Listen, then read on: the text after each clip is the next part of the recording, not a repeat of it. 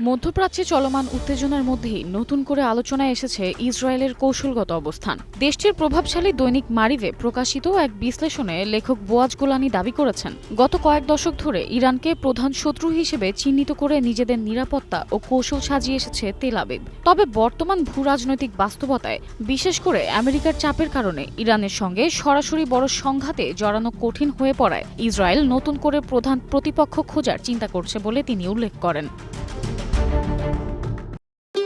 ভবিষ্যৎ হোক নিরাপদ, বিনিয়োগ হোক বিশ্বস্ত, আর আমার পছন্দ সল্ট বে।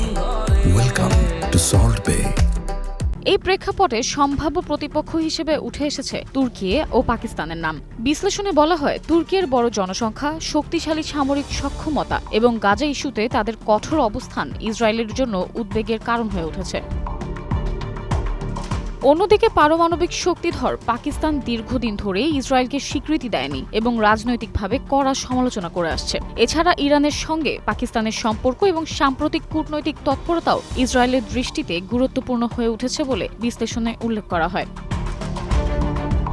তবে বোয়াজ গোলানি একটি রূঢ় সত্য স্বীকার করেছেন, তুর্কি বা পাকিস্তানের মতো শক্তিধর রাষ্ট্রের সঙ্গে সরাসরি সংঘাতে জড়ানোর মতো সামর্থ্য ইসরায়েলের একার নেই এবং তারা অনেকাংশেই আমেরিকার সমর্থনের উপর নির্ভরশীল। তবে ইসরায়েলের এই নতুন শত্রু খোঁজার মানসিকতা প্রমাণ করে যে তারা আসলে শান্তি চায় না। কিন্তু প্রশ্ন হলো, নিজেদের তৈরি করা এই আগ্নিগর্ভেই কি শেষ পর্যন্ত পুড়ে ছারখার হবে দখলদার রাষ্ট্র ইসরায়েল?